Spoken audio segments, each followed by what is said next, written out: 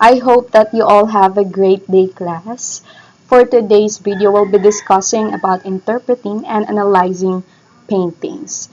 This additional knowledge would be for our group activity on how are you going to present the painting that you've chosen.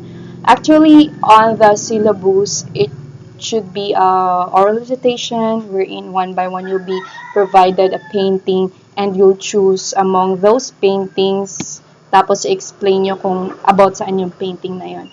But since I was not really expecting that you are marami kayo, so it might take so much time. And I really want this to be done by group para makapag-usap kayo sa mga groupmates nyo and you could have your brainstorming. I hope na nabasa nyo na din or babasahin nyo yung module natin, more about the history of paintings, about the subject, and other ways on what are the materials used for painting. So this time for the interpreting and analyzing paintings, here's what we are gonna talk about. Why do we need to interpret or analyze such paintings?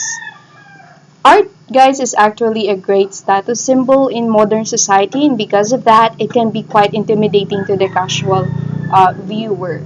Kaya minsan, di ba, pag artist ka, don't ever focus on yourself for those people who are not really appreciating the works you're doing, kasi it means they're really quite intimidating since they don't know how to appreciate such art. But for you guys as future professionals or pag nasa stage na kayo ng college, you should know how to appreciate such things. Okay?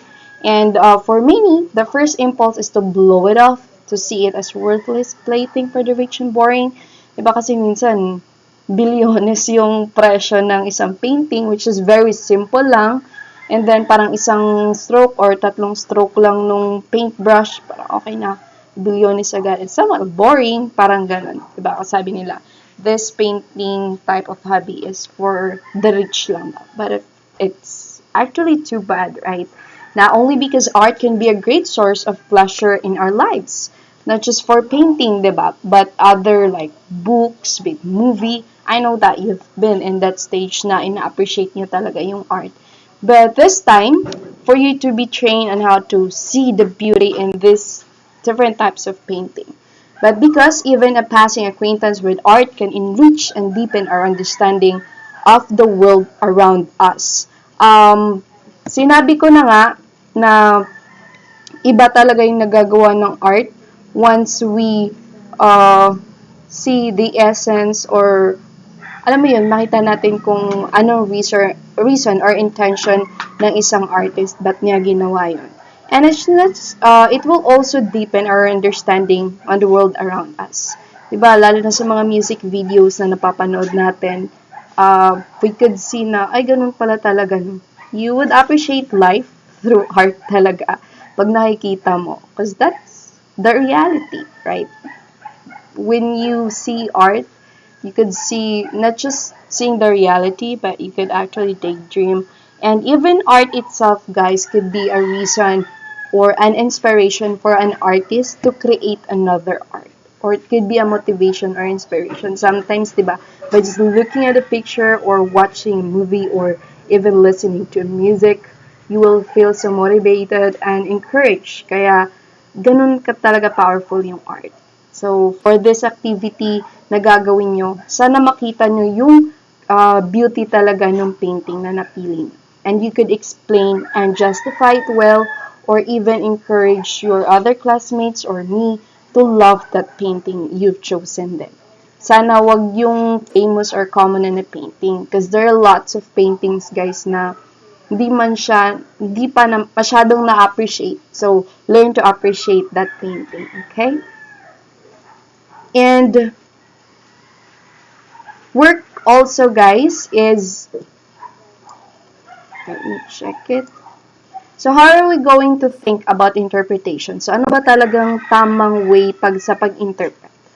So, once you are interpreting, guys, you could be 4 of this. depende na yun kung saan kayong perception or saan kayo mas na-appreciate kasi iba-iba nga tayo ng pananaw or we have different taste. So first, you could be a translator. Next is detective, archaeologist, and scientist. Paano pag translator ka?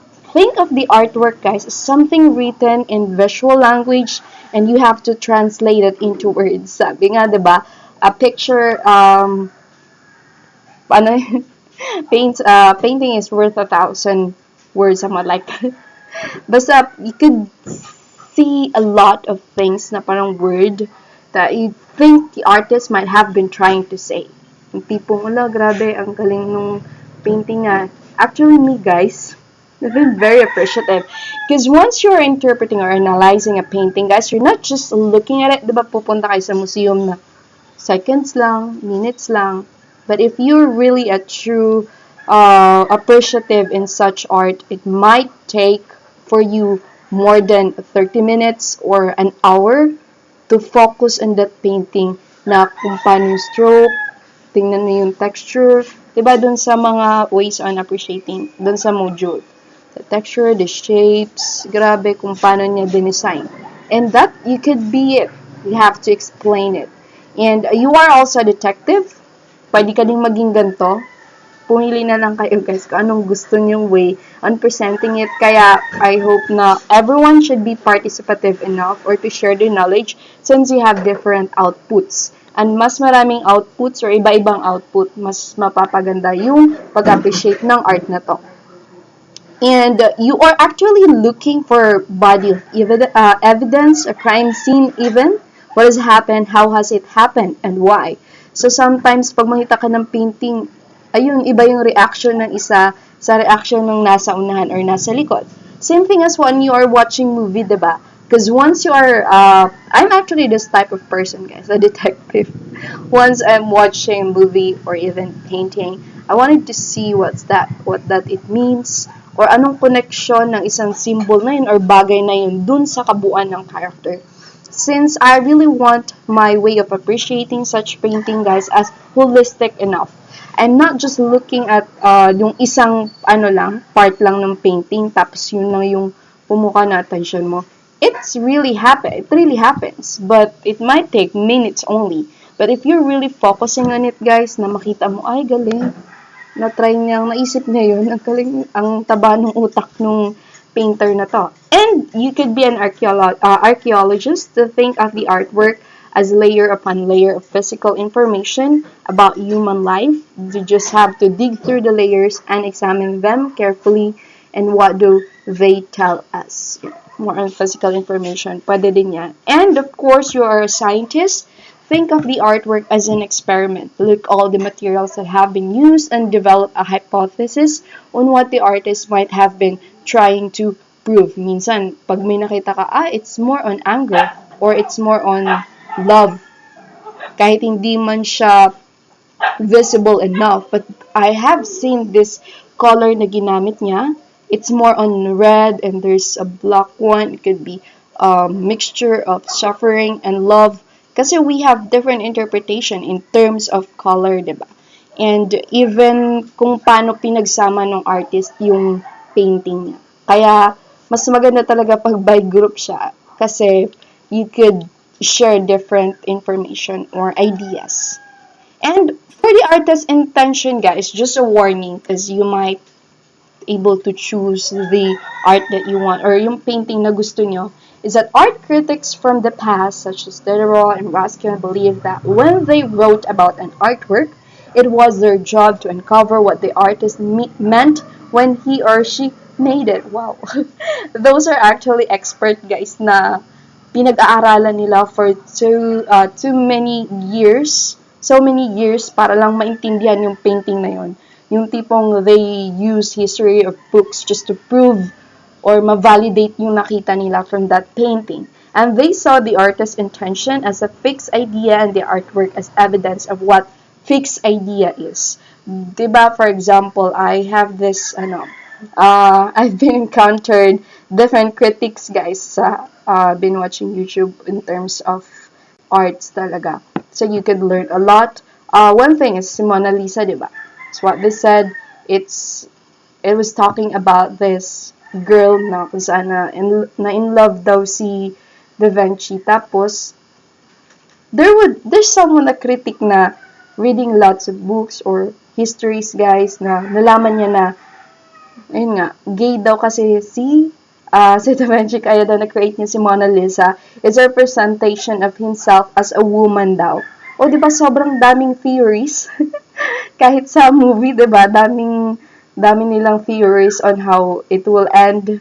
Diba, like the Squid Game, sabi nga anak daw nung, I was not able to watch it yet, but upon seeing for those, dami nilang theories about the movie. Same as painting, guys. Yun talaga itong mga critics na to. They've been studying a lot. And they just don't provide information because they want it, but that's what they see.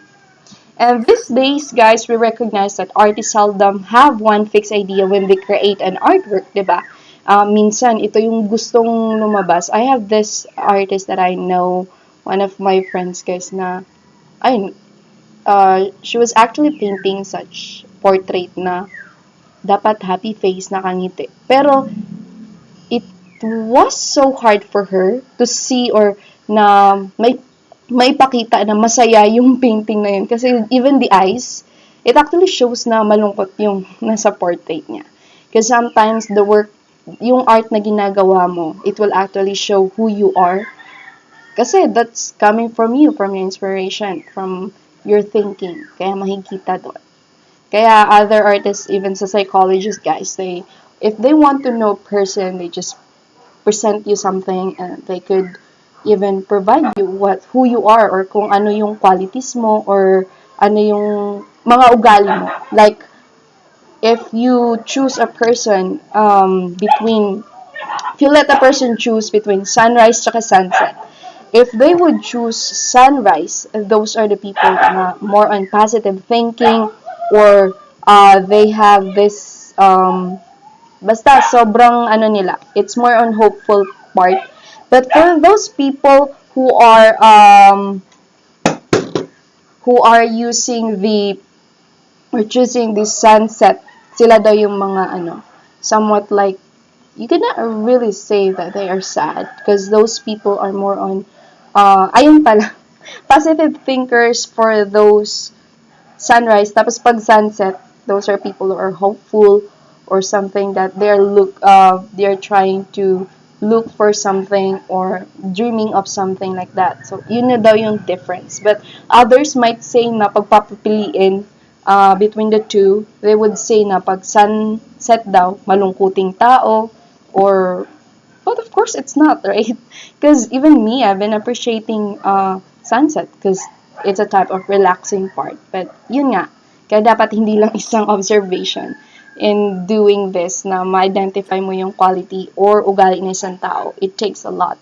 Okay? And these days, we recognize that artists, it is up to you guys whether you think the artist's intention is present in the artwork or even if it as important as your own views about the work of art. So, kung kayo pipili ng art or ng painting, guys, it's okay if you are going to focus dun sa painter na thinking about the painting, thinking nila about making the painting, or mas maganda din na you'll be using your own view about the art. Kung ano yung nakikita mo on how you interpret it. Because even me as an artist or kung ikaw yung nagpipaint, guys, you would better let that person or yung audience mo to feel something about the art. Because that's more powerful. I do really, because in creating art, it's not about who you are, kung paano ka kagaling. It's how you actually influence that person or inspire that person to think about his life, to have this type of enlightenment, yung makakayan o gagawa ng painting. For me, that's very powerful part of painting. And the way people interpret the artworks, guys, is the magic lenses they use. I know that you have this eyes. So, kaya dito, how you present it, I want to see kung ano yung magic lenses na meron sa mata nyo na, uy, nakita ko to, nakita namin na ganito, ganyan. Diba, you could see yung tipong, once I'm hearing from you, wow, galing nung bata, ang galing ng perception na nakuha nila from that painting. Kaya mas maganda talaga if you choose a painting, guys, that wherein you could feel something na you're really inspired or parang na-influence kayo. Okay? And for example, for someone who believes in psychoanalysis will look for information that shows the artist's psychological condition. So, minsan, di ba, gagamitin nila, uy, may psychological condition or may depression. Because sometimes that there are artworks na yung people who committed suicide before they created an art or they created an art na more on chaos or more on black, madilim, di ba? If you watch the ano yung movie na yun, Candyman, di ba nag-paint siya na more on black, tapos nakakatakot yung, yung mga portrait niya. Because it actually shows or pinapakita doon kung gaano ka-chaos na yung buhay nung artist na yun. And for a feminist art critic, guys, it will examine an artwork for information about gender inequality. Minsan, makikita doon, why is it that they always show man as the strong one, tapos yung mga babae daw laging nasa likod? That's inequality or something like that. If you want to be a critic, di ba? Ito yung sinasabi, guys, na pag once you create an art, or even sa mga, lalo na sa painting or sa movie, they will actually let other people, or pag kayo mag-create kayo ng art, you will let someone to see it from feminist view, psychoanalysis. The same as sa diba? KMJS, pag si Jessica Soho, hindi lang siya focus sa isa, but they actually have may scientist sila, may doctor to really prove or validate. But they're not saying na mali yung isa or tama yung isa. They just let people think who's the right or not. Diba? But even within the schools of thoughts, there is no consensus on how to read an artwork, and each interpreter will approach it in their own way. Ayan. Kaya di ko din masasabi, dapat ganito, ganyan, dapat ganito yung pag-interpret nyo or nakikita nyo. Because it's the lenses, the magical lenses that you use in your eyes. And kung paano nyo gagalingan nyo yung thinking nyo into interpreting it. Alright, so, but there are 4 stages of art criticism, guys. You can also use this method or you could use your own. Nasa inyo na yan. This is just one example as your guide if you want, but I do appreciate if you use something on your own then. For description, what is the subject matter? Kung tungkol saan yung painting ang nakikita nyo, you could describe or description, this is the painter, ito yung date na ginawa niya or somewhat like that. And then analysis, how do the elements work? So, paano niya na pag-combined or ano yung thinking na gustong i-share nung painter na yun. And interpretation, guys, is what is the content and how successful is the artist. Kasi minsan,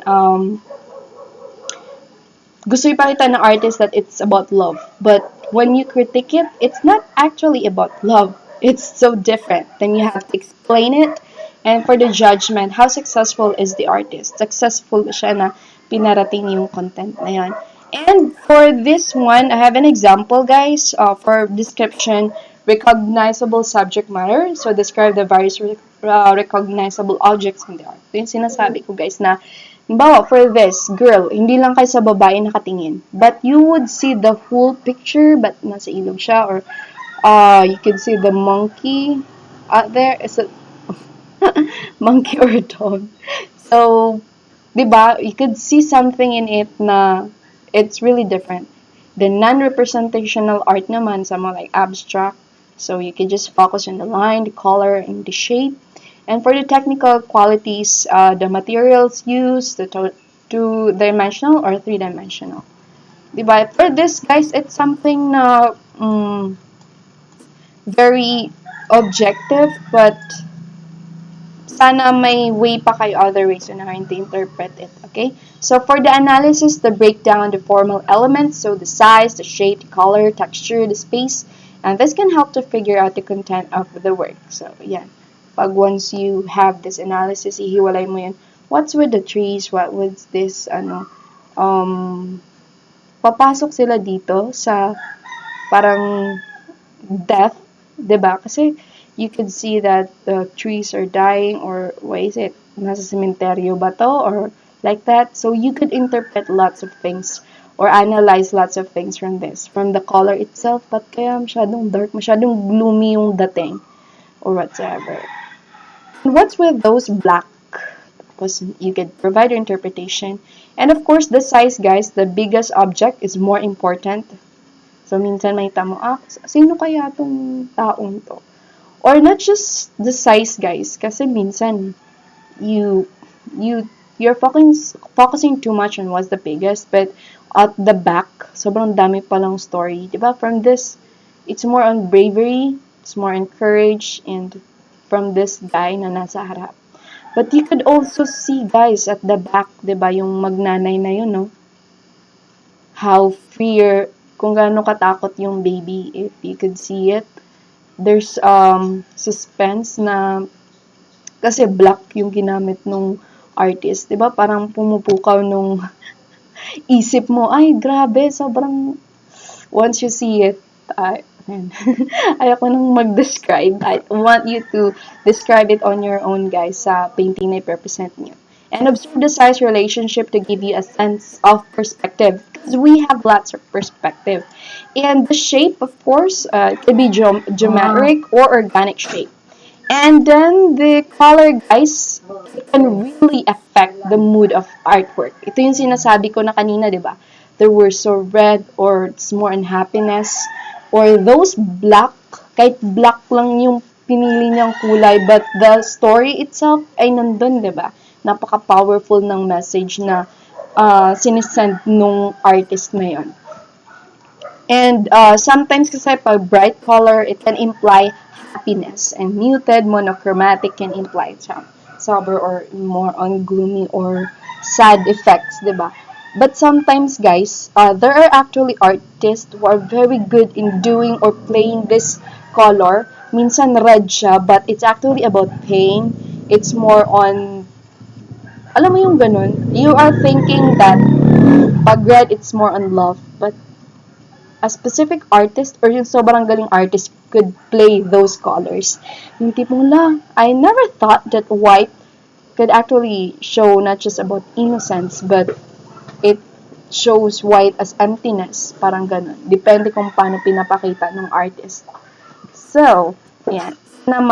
Maano na kayo kung paano talaga mag-interpret. And how are you going to use that knowledge you have in interpreting at paano yung gagamitin yung magic lenses ng eyes nyo to see the beauty or essence ng painting na yan. And we have the texture, the tactile or real, then the visual and illusionary. So, sa texture, may tama, parang ano lang pala siya, illusion lang siya, or it could be real.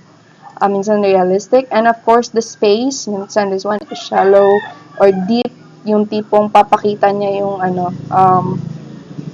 parang ang layo or somewhat deep, then, or flat, pwede din yan. Kaya, in terms sa, di ba, meron activity kayo, guys, na magpi-painting kayo. So, I will not be focusing on the space kasi meron talaga na deep type of painters na, ayan, ang gagaling nila in terms of details. But, I would still consider yung mga flat type of paintings as a good one or worth it to be provided a perfect score. So, depende yan kung paano nyo ipe-present yan. And for the interpretation, guys, so yung sinasabi ko, meaning beyond the subject matter. So, what you see in this painting. So, from this, it might show letting go. Because once you're in the water, diba, it's more on easy flow, yung agos ng tubig. You just go with the flow. But for others, it might be showing as suicide or because you could see the dark part, yung color na ginamit ng artist. But di din siya more on letting go because may hawak na flower yung girl. So what does it mean? Diba? Sobrang daming interpretation na pwede niyong gawin. Kaya you could share it with your group, guys. Tapos pipili kayo on how you're going to present it with the class. And for the judgment, is it about formal elements only? Is it meant to evoke emotion? Or is it meant to deliver a message? So, nasa inyo yan. Sometimes, napaka-dark ng meaning na pinipresent ng painting. But, that's how painting works. And artists want to send a message. Kaya pag kayo, once you are being an artist, or even you as a young professional, someday, you could see how to appreciate such art. Lalo na pag may hawak kayong tao, or other people who are showing the art, you're not just saying, oh, ang pangit naman yan. Or kung magkaanak man yun kayo in the future, it's not about just looking at it for a minute and then parang pangit naman, simpleng drawing lang naman yung ginawa, painting.